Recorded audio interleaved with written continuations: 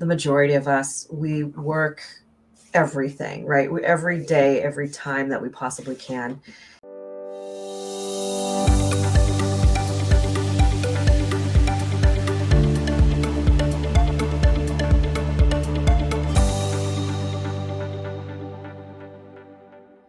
Good morning, everybody. Hey, freelance copywriter crew. Welcome back for another edition of Copy This, Not That, where I bring on another digital marketer from the industry and ask them questions about how freelance copywriting or copywriters can help them in their business, how we can serve them better doing what we do. And today's guest is one of my favorites, Cathy Baillargeon. Cathy runs Virtual Cathy, a VA agency, and she is a rock star. So good morning, Cathy. Thanks so much for joining us. Good morning. It's delightful to be here.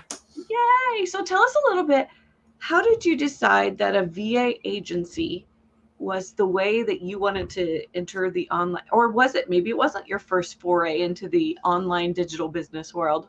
I'd love to hear your backstory a little bit.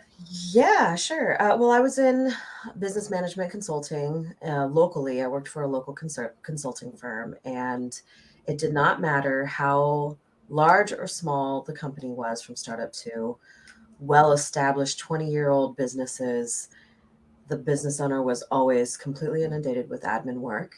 And having networked in my own local business community for years, I had never once met a virtual assistant. There was obviously such a need for it. And so I kind of, I'll be honest, I kind of was like, you know what, this would be a really nice side thing, Yeah. and I knew that I wanted an agency. I didn't at the time want to stop consulting. And so I knew my superpower personally was managing people. And I started the agency, and within 9 months, I made the decision to focus on that full time, as there was a need, and it grew very organically. And here we are almost 5 years later. Very good. Yeah, I love that when you can tap in on something that the market has a need for, that people are willing to pay for, and you enjoy it. Yeah. It just really can take on a life of its own, for sure. How do you find your VAs? Well, it's definitely changed throughout the year. So like when I first started, I have a kind of like I have both employees and independent contractors. So I had started initially with employees. I hired through my local community, just asking around who people would recommend and refer to. And then at some point, we found the benefit of hiring people in different time zones. All of our VAs are US based, so they're all within the US. And so we leaned on, for the last 2 years, we've hired everybody we've hired that wasn't local was actually through TikTok. So we've been able to hire quite a few people and garner some interest in the industry. And for the people that are wanting to be VAs but don't necessarily want to start their own thing, we have a great alternative by working with our agency. Totally. So I remember when that first TikTok video kind of went viral. Yeah. Tell me about, did you expect that to happen when you made that? No. I mean, it was so funny because it's just the way, right? Where Right. you make all of this cute content, you're trying to be funny, you're like, wow, that one's really clever, that one really hits home. And this one that went kind of viral was literally a TikTok that I made in response to somebody's question on how to apply. And it was me just walking through my website, showing them how to apply. And that was it. There was really no context, but it just went crazy. It was, I think it's probably up to like 700,000 views. And we grew our email list of people interested in joining our agency by like 8,000 people. Yeah. You're like, what do I do with all these people? Yeah. So anyone who doubts that social media can help you land clients or get team members or any of the above, what would you say? Oh, goodness. You just never know. You just never know. And like that wasn't my first time trying to use TikTok, trying to garner interest in people wanting to join our team. I had done previous TikToks before saying, hey, we're hiring, and uh, just be consistent with it. I would just recommend that. And you don't have to make it complicated. Really, you don't have to be cutesy about it either. And there's definitely a power behind that, but it won't necessarily just be in one go that you'll see that kind of result. Yeah. And I have a webinar, and I actually had somebody tell me something that kind of reminded me of what you did in that video. They're like, before you end the webinar, show them what happens when they click the button. Like, take them with you to the page, show them where to fill in their information, just take them on that little tour. There's something about seeing it happen that makes it seem more real. And I just thought that was so smart. Like, I would have not really thought about everybody, I just assumed click the button and then it all takes care of itself. But sometimes people just want to see, like, oh, okay, yeah, so this was designed to be easy to do, and I know what to look for now when I do click the button. And so I was like, of course. Yeah, yeah, it's true. I think there's just it takes away that mystery and that fear a little bit. Yeah, the uncertainty, unknown, like they need one more thing standing in the way of them, achieving a goal that they have or something that they want to do. That's for true. Sure. So you work with a lot of local people on your team, which I love. I also do that. My team is all people that I know, people that are local to me. But I also know the benefit of having people in other time zones. I coach inside a big program where there are people from all over the world. That's a tough balance to kind of make. So when you decide who works with who, it's probably a balancing act of like their talents and skill sets plus where they are. Like, how do you decide who to assign? Availability? Like, That's a great question. We do it based off of three factors. One is the skill set, the talent that they have. The second would be their location. And I mean, there's a bit of flexibility, especially depending on the tasks. If the tasks are more project based, it really doesn't matter where they're at. But if they are more throughout the day, ongoing, reoccurring tasks, then we definitely want to make sure that they are closer to that time zone. There really is a time zone difference. Like, let's say a client is in Eastern time, we wouldn't want to pair them up with somebody in Pacific time because there's such a discrepancy. But the other way around potentially could work if the Eastern time zone VA likes to work later in the day. Right. So it really just kind of depends on that. But then the third factor is factoring in personality. We have just a wide range of personalities on our team.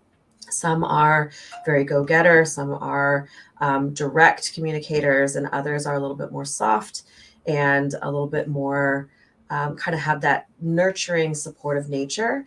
And really depending on the personality of the client and what they're looking for and what they feel like would be the best fit for them.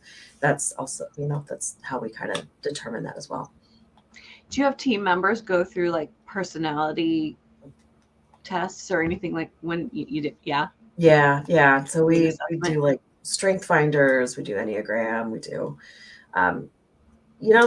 we actually allow them to kind of pick and choose their personality test that they want to present as well. Maybe they've done it before. Maybe it's just, I love the whole like know thyself, and hope that them working with us allows them to really dive into their skill sets, their strengths, and who they are and what that looks like working, being client facing. Yeah, totally.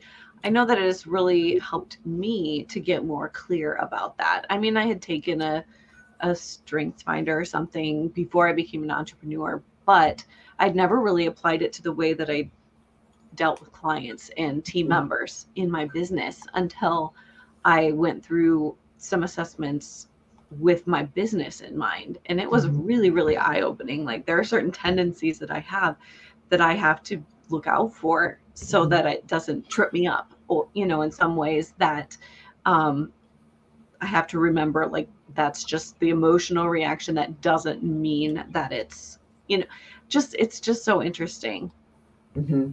Mm-hmm. So when it comes to working with business owners and people who are all over the map in terms of what they do and who they serve, what are maybe like the top 3 tasks that you get requests for? Ooh, that's a good one. Email management is always a big one. Calendar management. We do a lot of customer base, like customer relations, customer service type work too. So it's really dependent on the industry. We have a variety of different industries that we support, but our top 3 are online business services like marketing agencies, bookkeepers, CPAs, coaches, and then our second would be nonprofit organizations, and then our third are healthcare practitioners. So all of their needs are vastly different from one from another. The nonprofits are really looking for that executive assisting type support, which usually has to do with um, responding or being the gatekeeper to them for them. So that's kind of like the third task that we kind of help support them in, where usually we're like their first hire, and they may or may not ever see themselves hiring anybody aside from like a virtual assistant, because they're able to kind of manage what they want to do, and then all of the stuff that they don't really care for, don't have time for, they pass on to us, but they still have a real great grasp of what they're doing. But it's what a nice level up in business where they finally get to a point where they don't feel like they have to be the main contact between them and their clients. And so I feel like that's always like an ask, when like a very large ask that we're asked for. Yeah, for Gatekeeping. sure. I mean, yeah, it really does help when the business owner can have their time freed up to be able to do the things that only they can do, Right. and be able to like release. For me, it's like, let go. It doesn't have to all be you all the time, Christa. Exactly. Well, and I think there's this, we put it in our heads that, oh, we need to do it all. Like we need to be that main point of contact. We need to be the ones communicating with our clients. Whereas clients, many of them don't have that expectation. We just put it on ourselves, right? Right. So it's very interesting.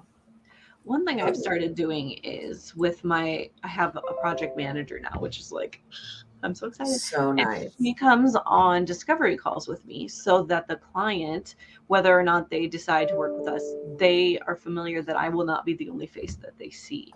And it's been really, really great. It's good for the project manager because she gets a chance to, get that, introduction to that person in their business, but also for them to feel comfortable, like familiar face, totally normal to be contacted by not Christa. And so it's been really awesome, to be honest.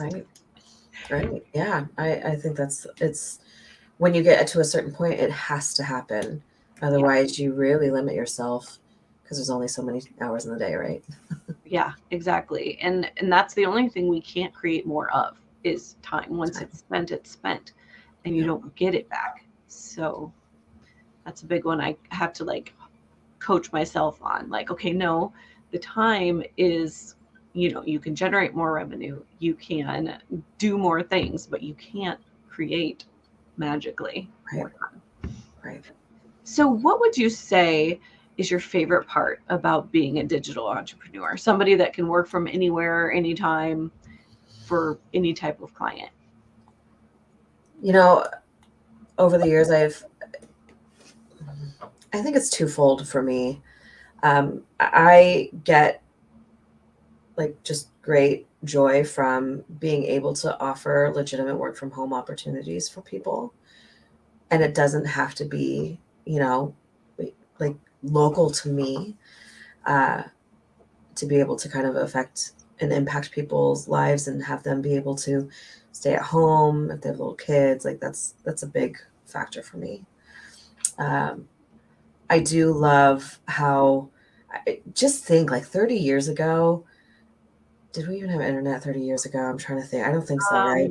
No, not really. I think the Right. first internet, well, maybe that Yeah, like it was just coming dial out. up, like, Just yeah, there coming was out. no Google, there was no, Right. No yeah, websites were just starting to become a thing. People didn't believe in it. And I'm just thinking like right. 30 years ago, this type of support was not available for freelancers, entrepreneurs, business owners, executive directors. And they had to go the traditional route, which is totally fine. But so many times they would put themselves in a financial bind because they Mhm. committed to hiring somebody full time when they might not necessarily have needed somebody full time. But that's the only way they could have gotten, that hire, and to be able to offer this kind of alternative and be in a time where it's not sketchy, right? Right, It's not right. Make money from home. right, Yeah, exactly. right. Be able to support other business owners in a really tangible way. That's the best. It is. I agree. I agree. And I started out way in the beginning, like working in another woman's home office, which I thought was amazing. Like I Yeah. didn't have to go to an actual office. Like she had built this office in her home, and it was awesome. And then I had two kids, and she let me bring them, and then they were toddlers, and it was a total nightmare. Like they're dangling off of her furniture, and like you can only take so much Barney in the background. So I remember when I first convinced her to let me try doing it from home, and oh my gosh, my productivity went way up Yeah. because I could, whereas when I was sitting there in her home office, that was the time I had available, because once my kids melted down and it was lunchtime or whatever, we were packing our stuff up and we had to leave. At home, I could come and go. And we never went back after that. She was like, "This is great. Let's go." We ended up going into business together and had a business for 16 years where we ran publishing materials for the livestock industry. But I just remember being so excited to like figure out a new way to do this and Hmm. still be able to generate income, even though I had two kids that were little at the same time and very active. It just kind of blew my mind. Like, yay, Yeah. for No, sure. I mean, it's a blessing and a curse at times, right? Working from home. You never Yeah. seem to stop working. It's always there. Right. Hard to Yeah. escape. I have taken to several nights a week. I force myself to leave the computer in the office and shut the door. Like having an office was a big step for me Yeah. because I didn't, when I first started working in digital marketing, I just worked from wherever, the dining room table, whatever. And so it was like my laptop was an appendage. After a couple of years, we turned an old spare bedroom into an office. And then it was like, okay, I had a place where I could leave it Yep. and kind of shut the door. And that was a great shift for me. I really, yes, when you're first getting started, do what you got to do, work wherever you find a space that's comfortable. But as you move into like getting out of that, first startup phase and start working towards balance, try Yes. to create like a workspace and then have the non workspaces as well. It really, really helps. How do you manage that? I know that you and your husband both kind of have businesses at Hmm. your home, right? Yeah. Yeah.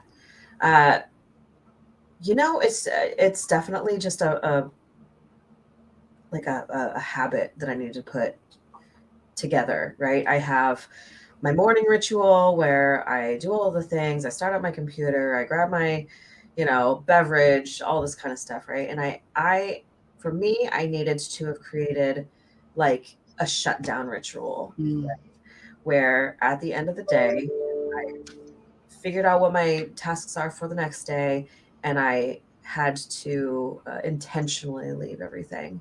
And these days, I rarely ever take my laptop out of my office, and because it just used to be a thing. Like, okay, well, now I'm just gonna go make my office into, in the living room where Right. we're watching TV and working, which I was not productive at anyway. It's like, why am I trying to be productive, not being productive, and I'm eating into my free time? So, Right. Whereas Yeah. like I could have done this in 5 minutes tomorrow morning. Yes, exactly. I've been like typing 3 words here and 3 words there for the That's last 4 exactly hours. right. Yeah. Doesn't make Yeah. sense. But okay, I feel like I should have. It was a shift at first for me. Like I felt guilty. Like, well, I should be working. Well, why? No, Yeah. you I think worked all hard. business It's owners, okay. Unplug. we as business owners, we especially since like the majority of us, we work everything, right? Every day, every time that we possibly can. And we get into that habit. And then after a while, if we aren't working, we feel like we're doing something wrong. Right. Like we're not working as hard as we used to. And with, like as a boss, I really try and I encourage people healthy client boundaries, healthy work boundaries. You're working from home because you need some flexibility. You want that balance. Don't make more of it than you should. And I just realized, I need to take my own advice. Right. I And, know, like as if we're somehow immune to that or whatever. yeah. Yeah. And I had to remind myself, now you need to, be clear with your team. Like just because you're sending over a Slack at 8 o'clock at night because you don't want to forget to mention it, they need to know they are free to ignore that Yep. until the Yep. next day or Exactly. until Monday. And because I do not expect my team members to answer after hours. That's Absolutely. just not something I expect. But if I don't communicate that to them, they might be like, oh, okay, sorry, everyone, at my daughter's basketball game, I've got to go take the, no. We expect way more of ourselves than we do of our team, in a way that is not necessarily that healthy sometimes. Exactly.